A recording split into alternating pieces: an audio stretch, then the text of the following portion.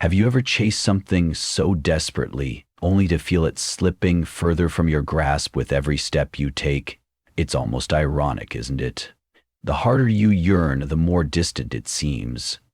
You check your phone over and over, hoping for a message, but the silence deepens.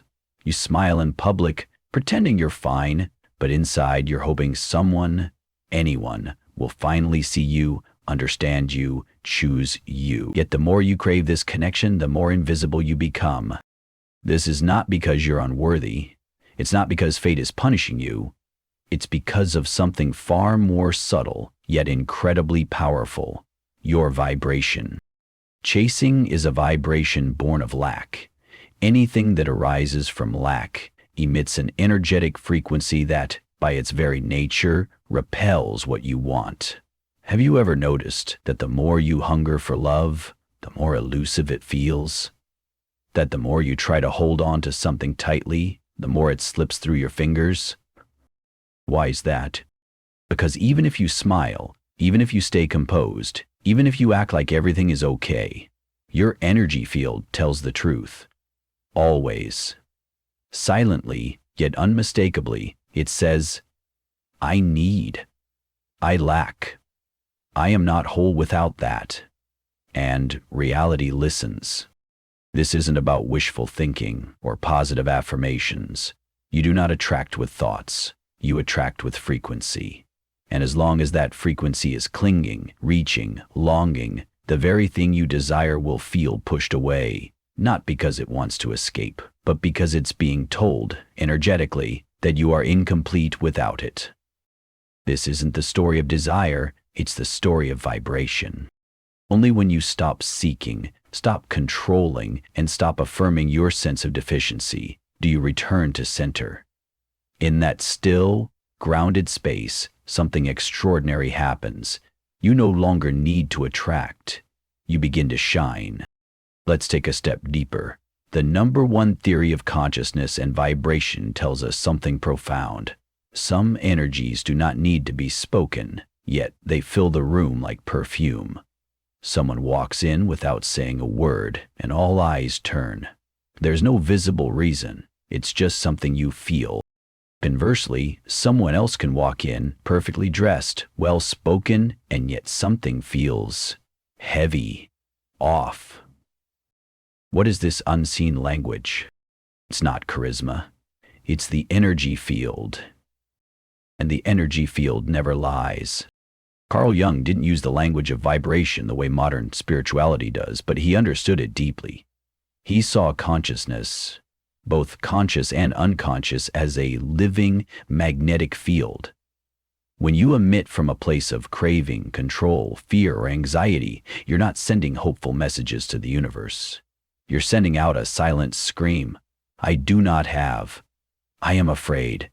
I am incomplete. And that signal is heard. People around you might not consciously recognize it, but they feel it.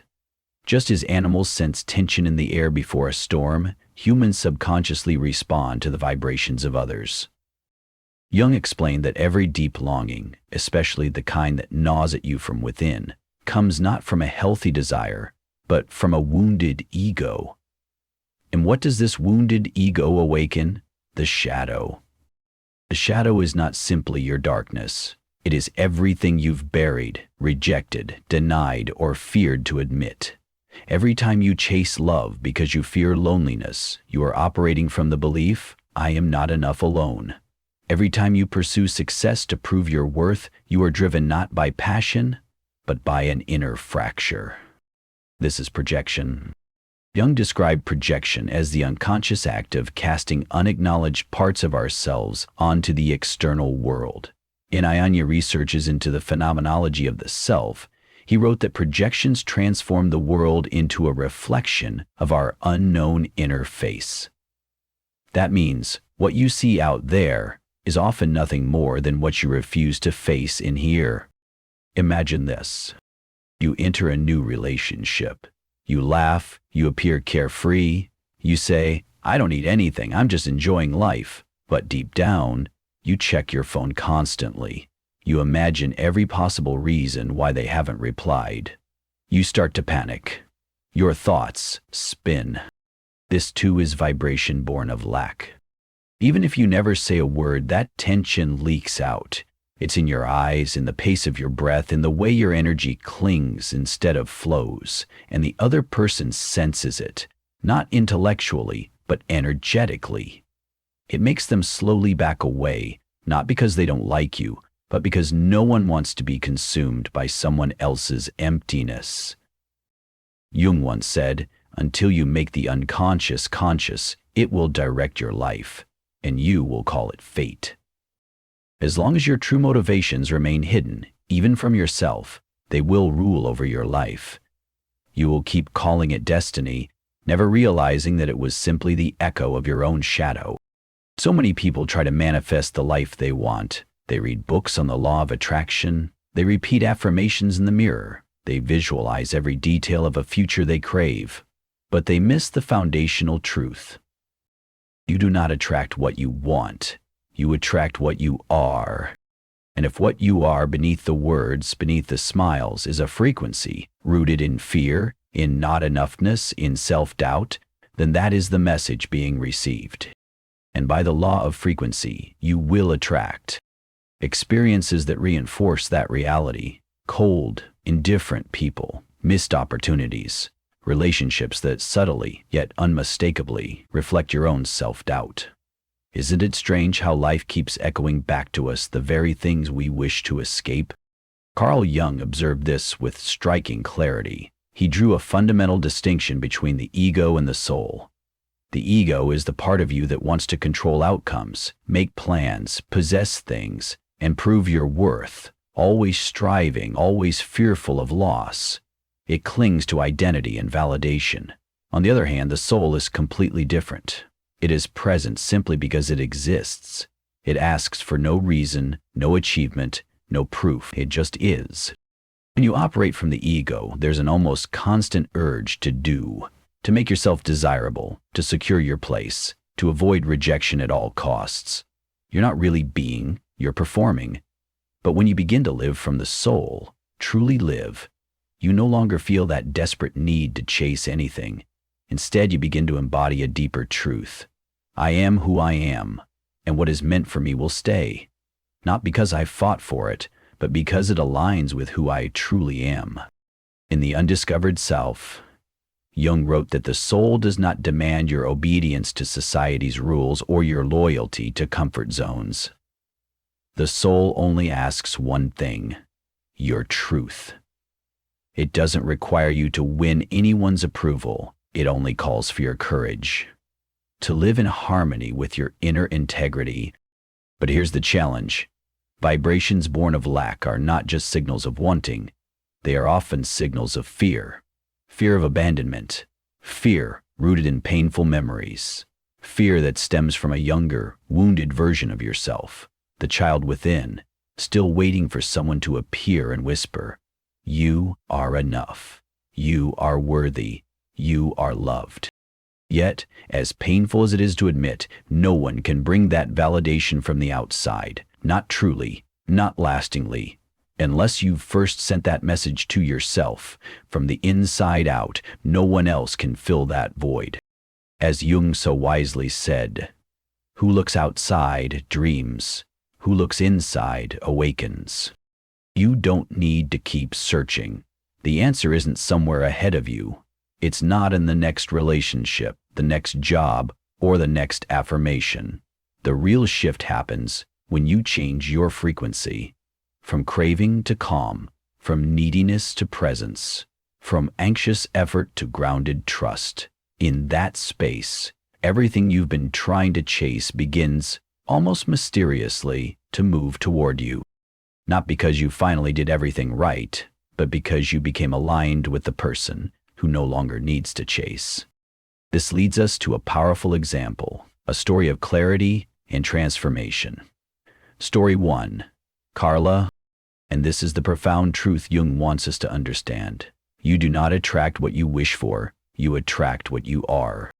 As long as the energy inside you continues to emit a silent but powerful signal, one of lack, one of waiting, one of fear that abandonment is just around the corner, your external life will simply mirror it. again and again. To understand how this plays out in the real world, not just as theory but as lived experience, let's explore the story of Carla, a vivid and deeply human example of what Jung described as the psychic wound that cries louder than words.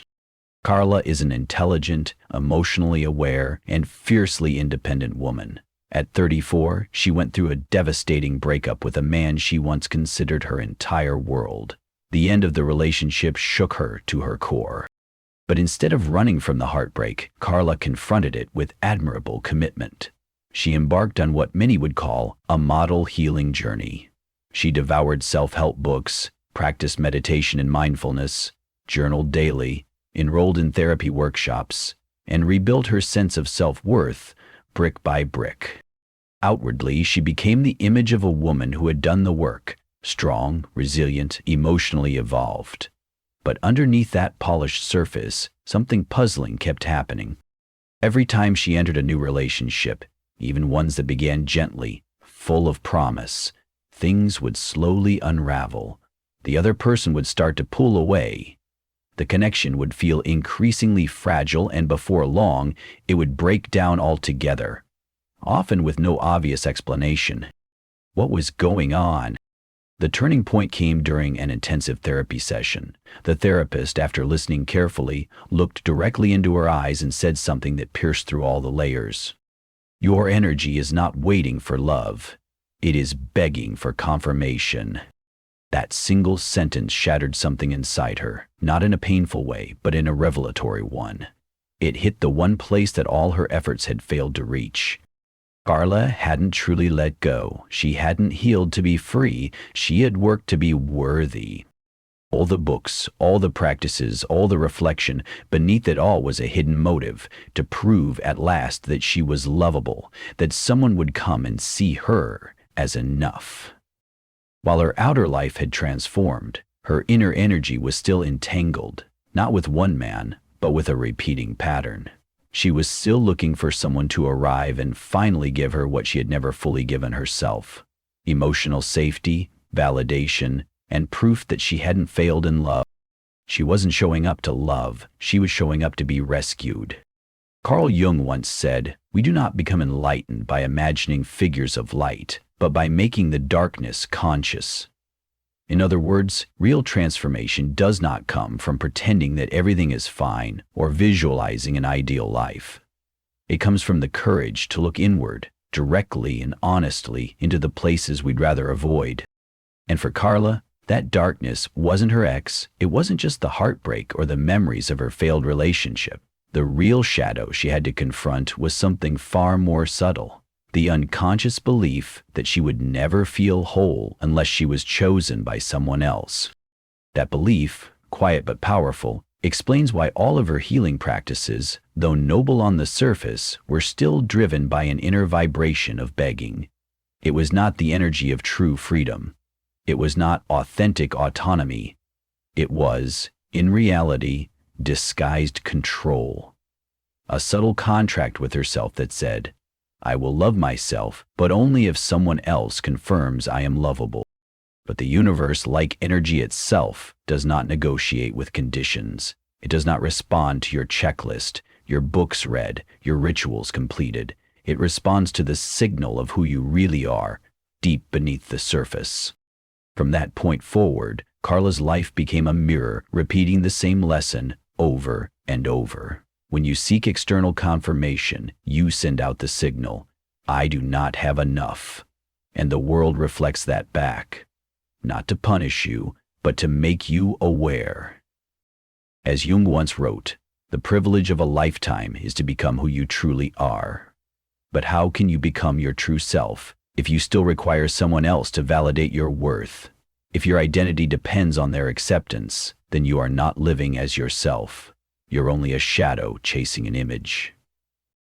Everything shifted after that therapy session, not because Carla adopted a new strategy to be more lovable, but because she changed her entire orientation.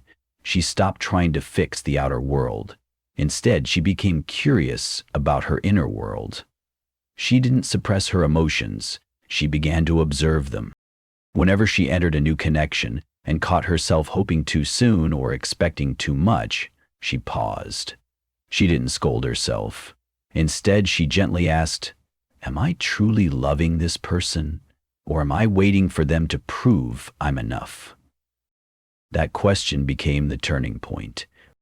Carla did not start loving less. She did not move slower out of fear. What changed was the quality of her energy. She began loving from a place of wholeness. No longer was she transmitting that silent frequency of "choose me so I can feel real." That vibration dissolved because she had chosen herself first. And when a person chooses themselves, the world no longer feels like a battlefield where you have to earn love or safety. It becomes a space to live, to share, to shine. No more chasing, no more waiting, no more trying to prove your value, just being present, grounded in truth. As Jung expressed so honestly in Memories, Dreams, Reflections, the most terrifying thing is to accept oneself completely, not the fear of being rejected, but the raw courage it takes to say, "This is who I am," fully, without condition. And once you do that, something beautiful happens. You stop needing anyone to confirm anything. You stop broadcasting signals of lack. You become a field of fullness, where your presence speaks louder than any need ever could. And it is in that energy, clear, complete, self-contained, that the very things you once chased begin to find their way to you. Number 3, mechanism of the inner world, and Jung's analysis.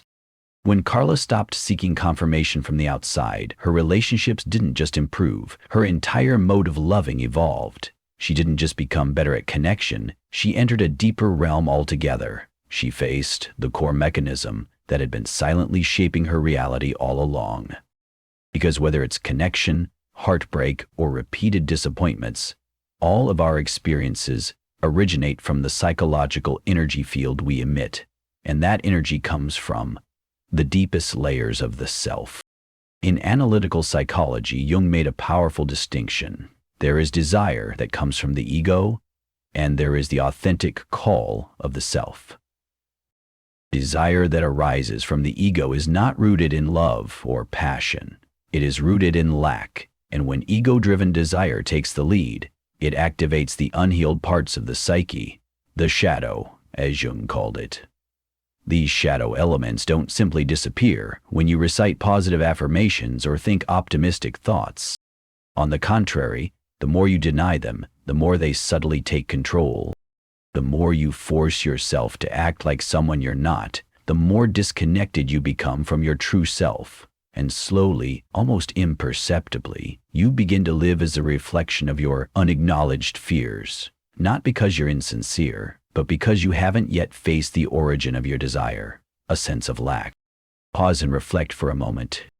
Have you ever walked into a room and sensed that something felt off about someone, even though they were smiling, even though they seemed confident, or heard someone say they've moved on, yet you still felt an emotional heaviness radiating from them?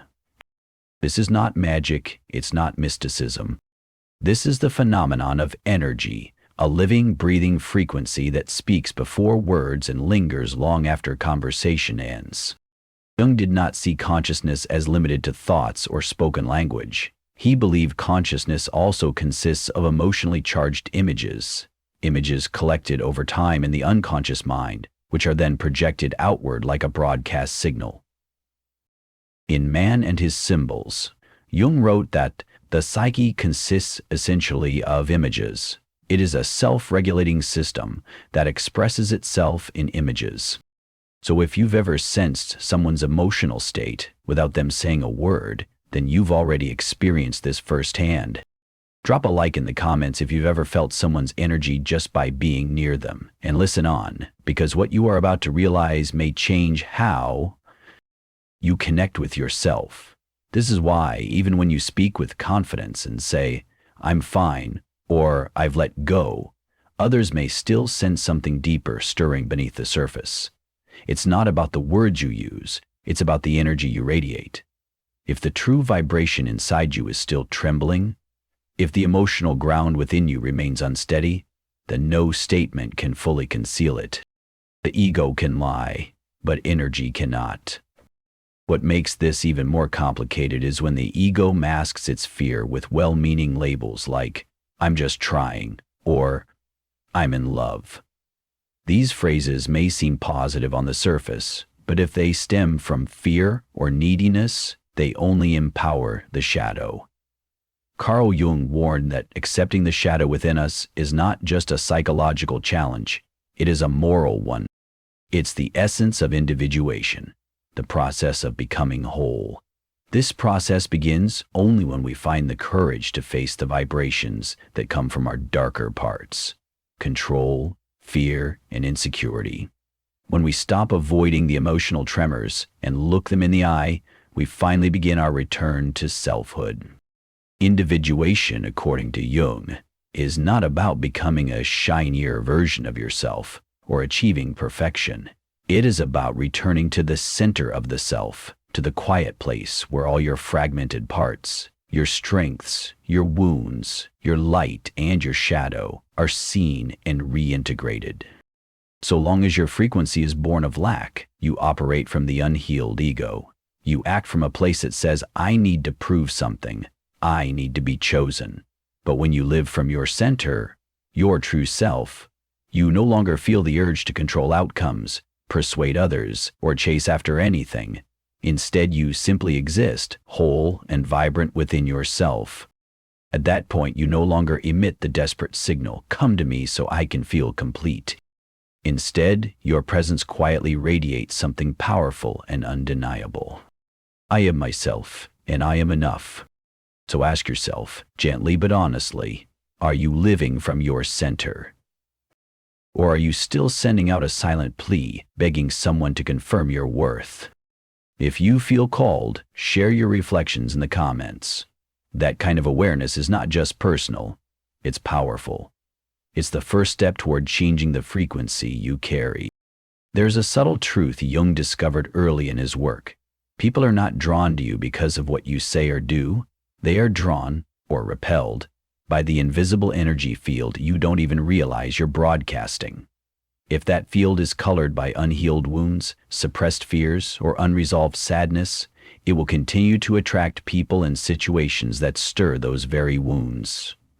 Not to hurt you, but to bring them into the light. In Aeon, Jung wrote, "The self is not only the center, but also the whole circumference, which embraces both consciousness and the unconscious." In other words, the self is both the core and the totality of who you are. It embraces not only your joys, but your sorrows, not only your light, but your darkness too. The fullness of your being exists in both, the parts you love and the parts you fear. So if you've ever wondered, why do I keep meeting the same type of person? Why do I feel so misunderstood, even when I try so hard to connect?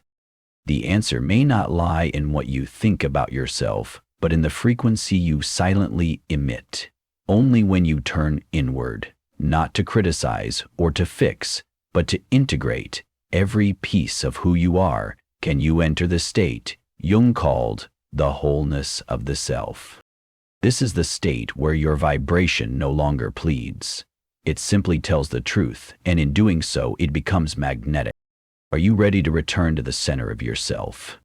If so, drop a single word in the comments, present. Because being fully present is not just about mindfulness, it's the most powerful vibration you can embody. When you're truly present, you no longer need to seek, and yet everything that genuinely aligns with your energy begins to move toward you. Number 4, Story 2, Natalia.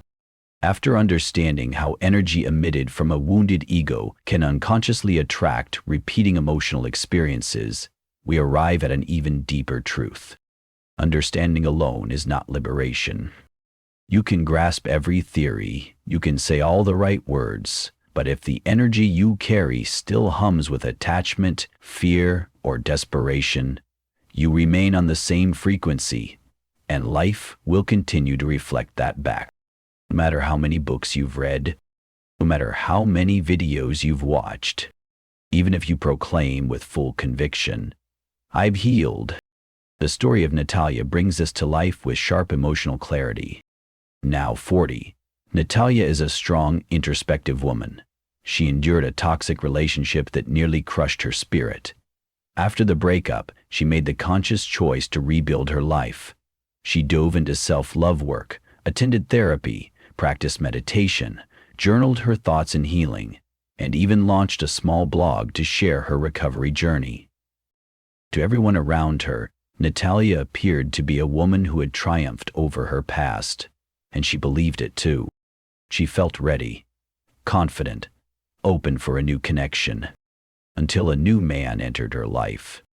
At first, she maintained her emotional balance. She spoke clearly, set boundaries, and honored herself. But just a few days into their budding conversations, she found herself obsessively checking her phone, overanalyzing each message, wondering what his silences might mean, second-guessing every little pause. She never voiced her concerns or acted impulsively, but inside her mind raced. Did I say something wrong? Why hasn't he replied? Is this going to end like the last time? During a pivotal therapy session, her therapist observed her quietly and finally said, "Your mind has let go, but your energy is still holding on." Natalia froze. She had never imagined she might be faking it to herself. But in that moment, it all became clear. All the self-help, the meditations, the blog posts, the effort, it wasn't just about healing. It was about ensuring that next time wouldn't hurt like the last. Underneath her well-crafted calm, her energy still carried an old, familiar message. I need something outside of me to feel safe. I need someone to ensure I won't be hurt again. As Carl Jung wrote in the Red Book, there is no coming to consciousness without pain.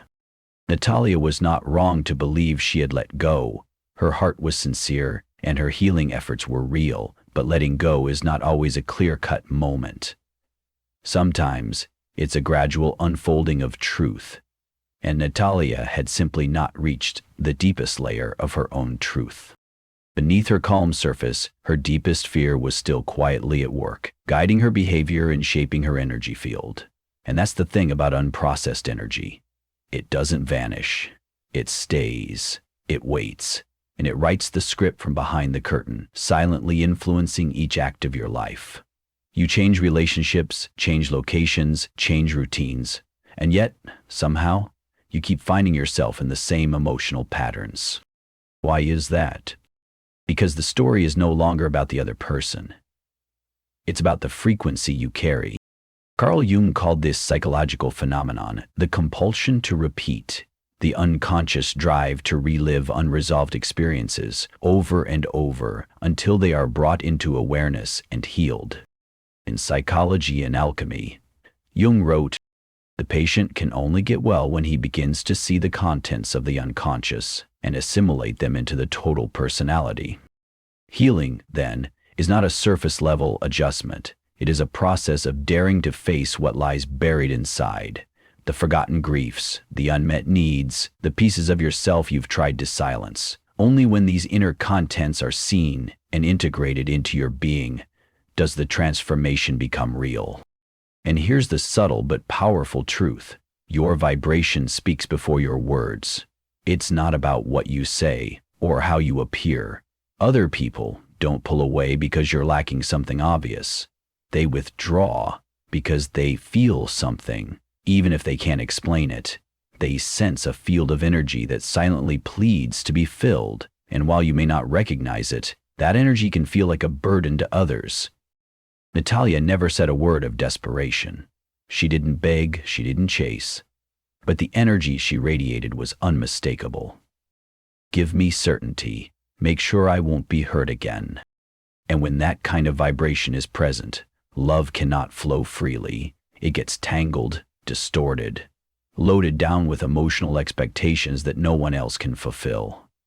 Love begins to So if you ever find yourself asking, why do I keep attracting the same kind of person? Maybe it's time to stop questioning the world outside and instead ask something deeper.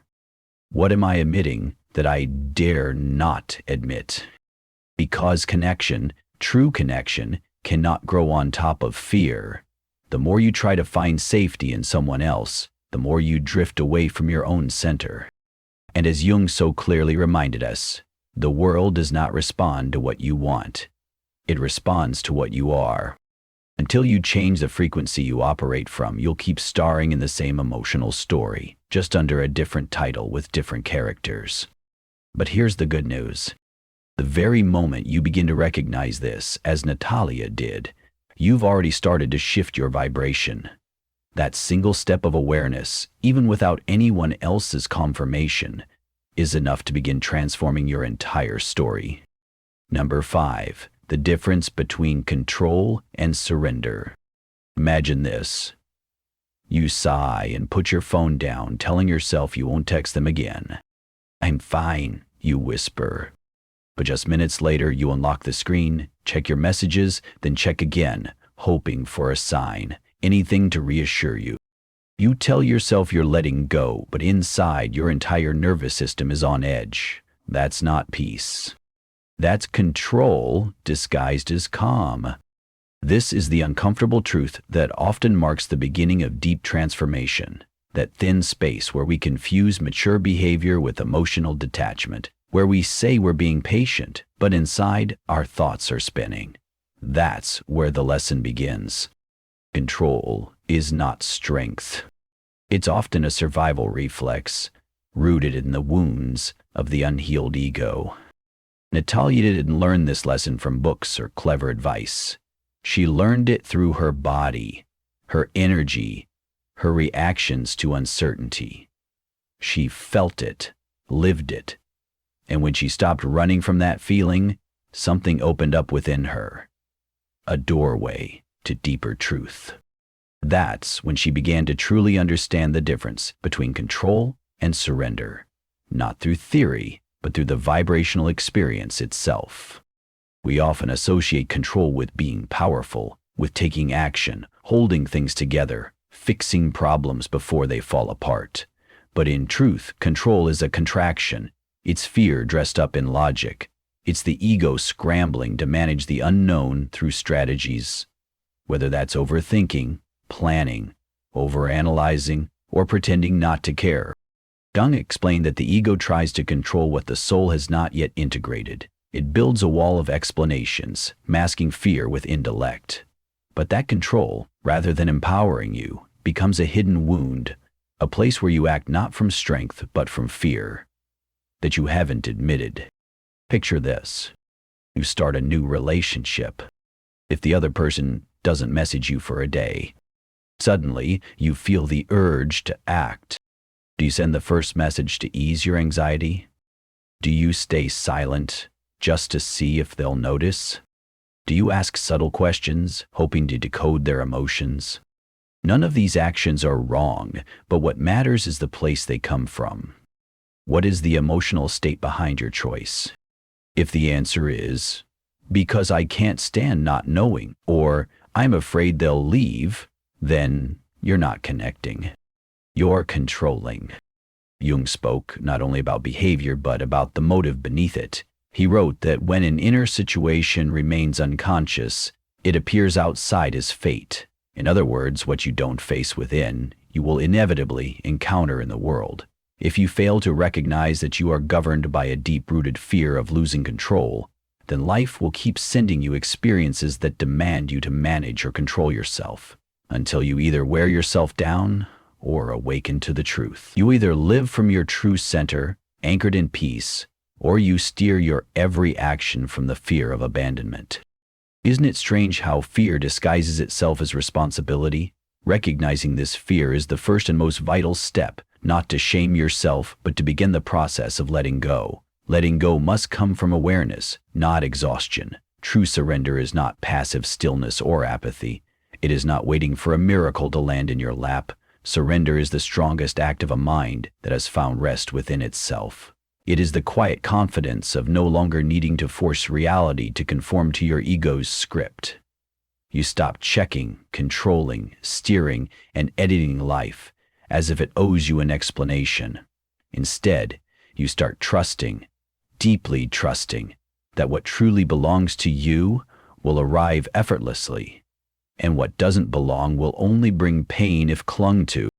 A vivid example of this principle is found in the healing journey of Lena. When she entered a new relationship, everything felt natural and harmonious at first. The connection was smooth, almost like a breath of fresh air. But gradually, subtle tensions began to creep in. Each time her partner grew silent, Lena's mind started working overtime. She analyzed every pause in the conversation, every shift in tone, every carefully chosen word. She didn't criticize or confront, but inside she was tightening, squeezing herself and her partner with layers of silent expectation and mounting worry. Inevitably, the energy between them began to pull back. When she asked her partner what was wrong, he could only say something felt heavy, though he couldn't name the cause. That was the moment Lena realized. The problem wasn't that her partner had changed, but that she was still operating from a place of control, masked as a desire to understand. Jung never taught surrender as a simple technique or mental trick. He taught it as a path of inner maturity. He emphasized that surrender is not weakness. It is, in fact, the deepest form of courage. It is the strength to stop waging an internal war against yourself. You no longer need certainty to feel safe. You no longer crave someone's reaction to feel loved. You no longer cling to control to avoid the sting of abandonment. And if you do live in that space, gripping tightly, desperate to prevent loss, remember this: control does not keep you safe.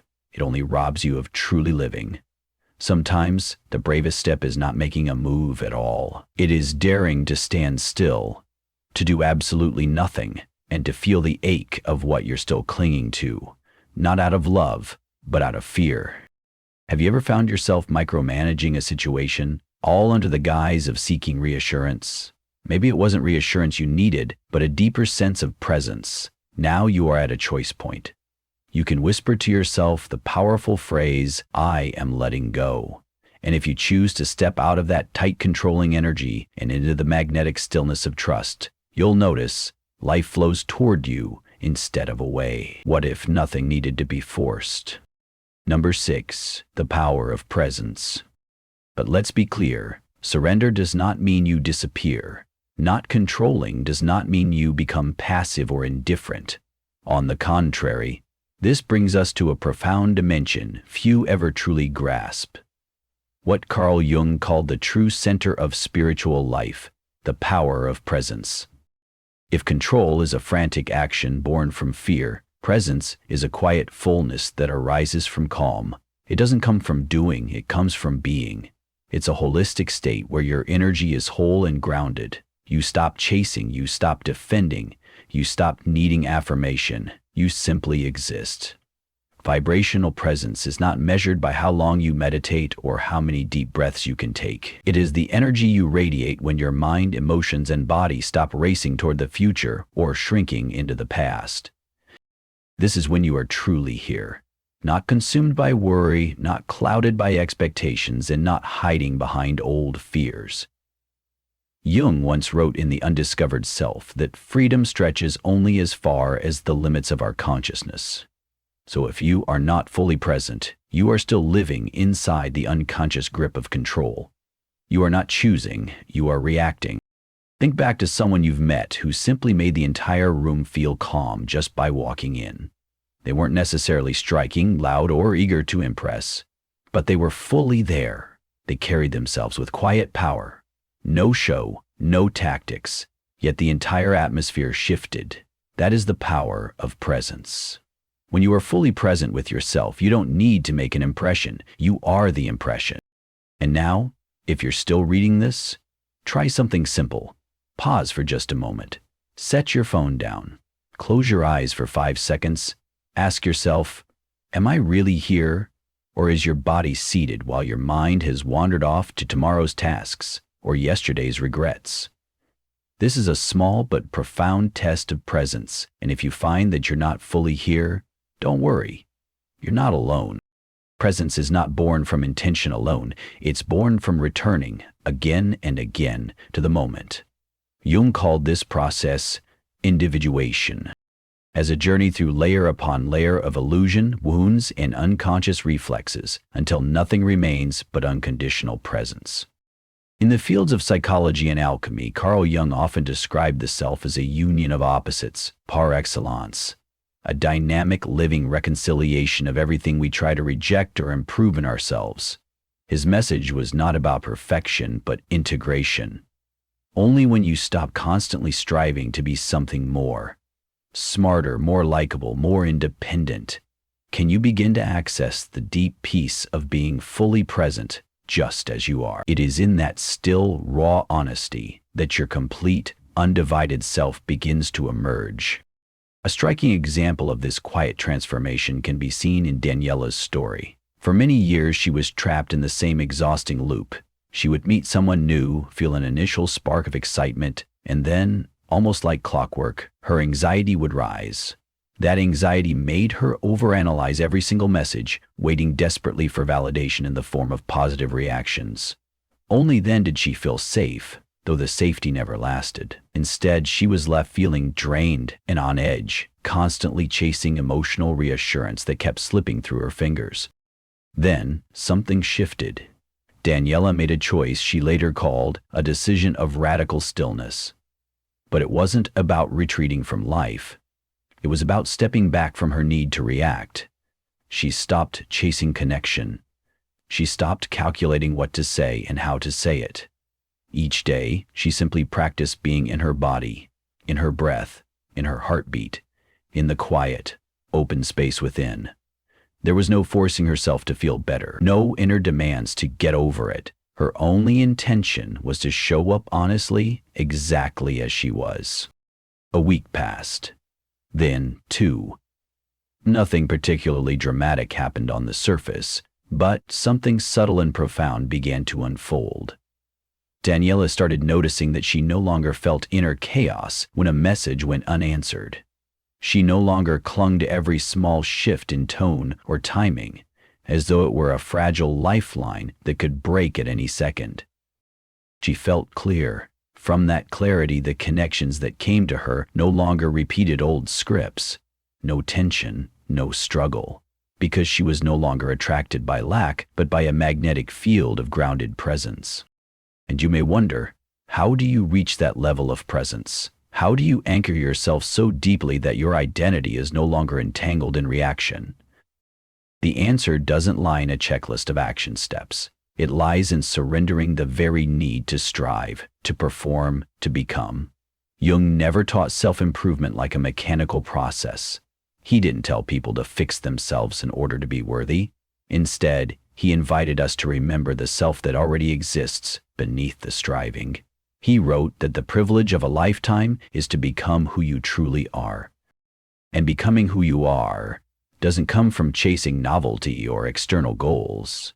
It arises from the courage to pause, to be still long enough to realize that you were never missing, you had only forgotten.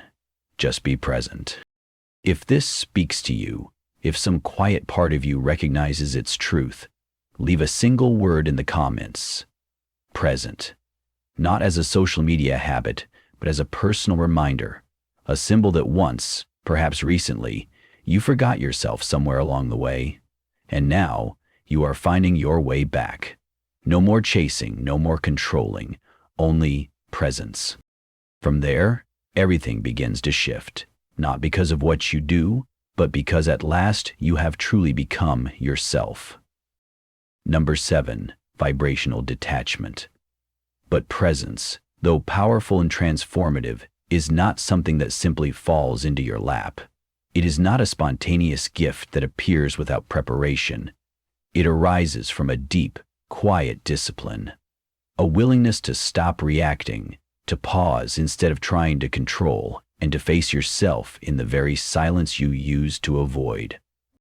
Presence cannot live in a mind ruled by anxiety, when every thought races, when your emotions pull you in a dozen directions. That's the moment to turn inward and practice one of the most vital Jungian principles, vibrational detachment. This kind of detachment is often misunderstood. It's not coldness. It's not emotional numbness. It's not indifference. True vibrational detachment is a fierce and sacred commitment to never betray yourself just to maintain a connection that drains or diminishes you. It begins with something subtle, noticing the energy behind your actions. Are you reaching out from a place of calm connection or from a deep sense of lack? Not because you are needy, but because your nervous system has grown used to a state of dependence.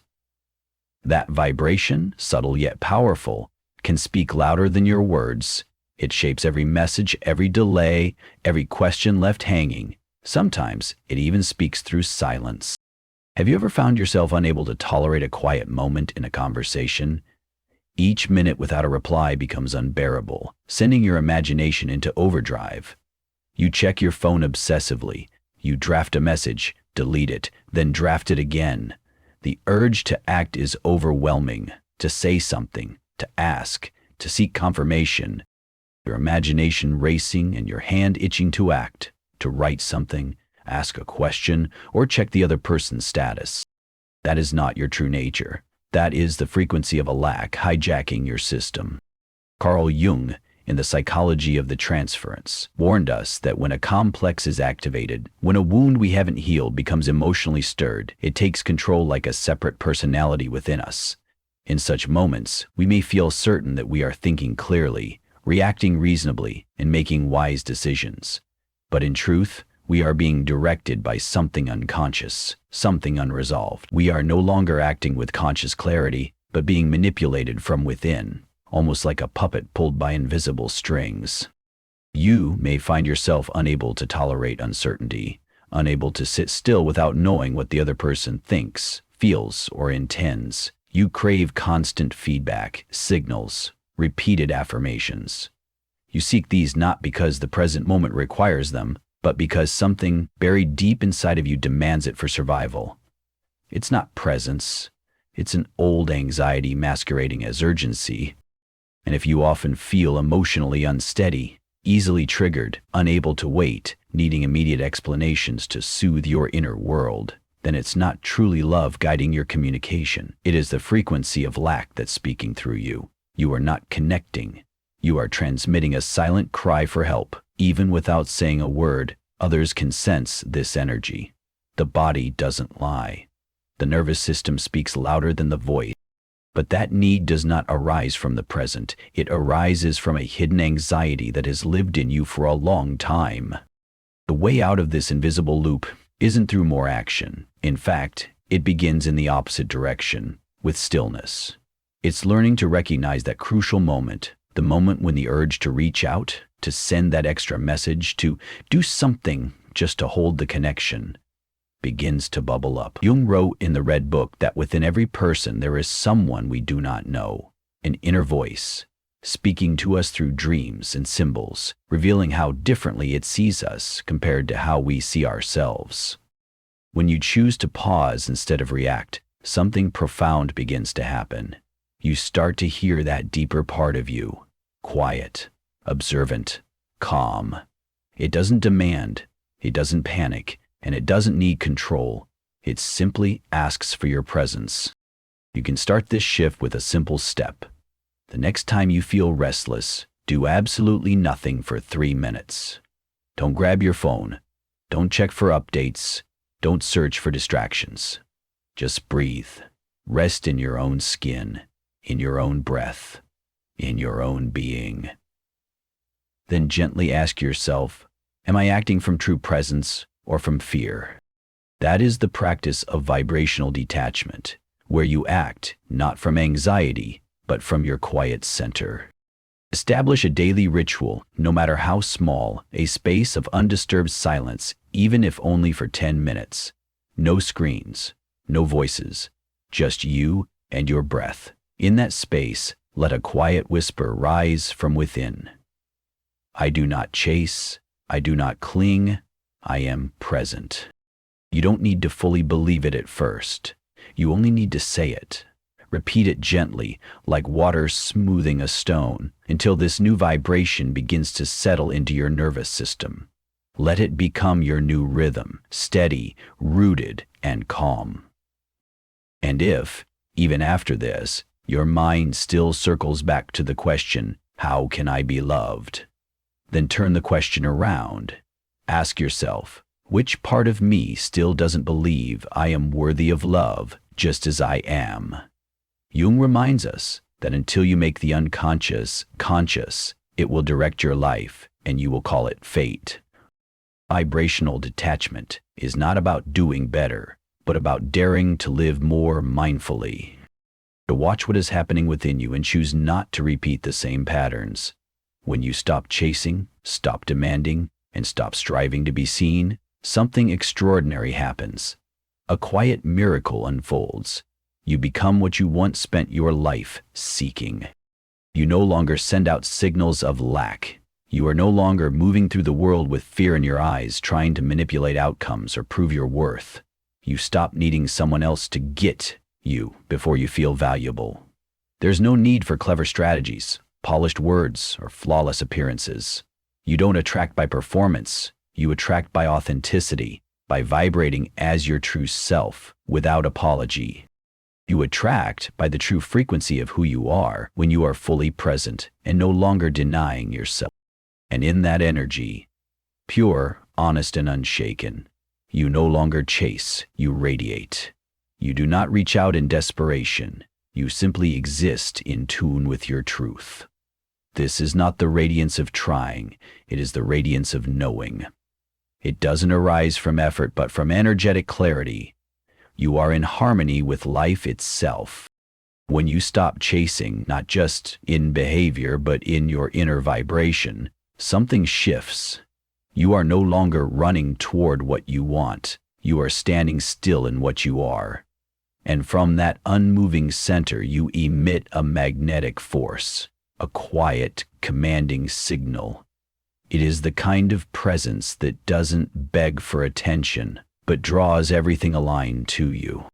A silence full of attraction, a state of ease that allows what does not fit to fall away and what is right to come to you. You no longer need to become someone else. You don't need to shapeshift, prove, perform, or convince. You need only to return to the essence of who you are. Let your stillness speak before you ever say a word. Let your energy enter the room before you do. Let your fullness, your complete presence be the call the world cannot resist. You no longer need to be chosen because you have chosen yourself. And that is the vibration that cannot be resisted. If these insights resonate with something deep inside you, if they awaken your desire to live more authentically, to be free, to heal from within, then don't leave just yet. Subscribe to continue this journey.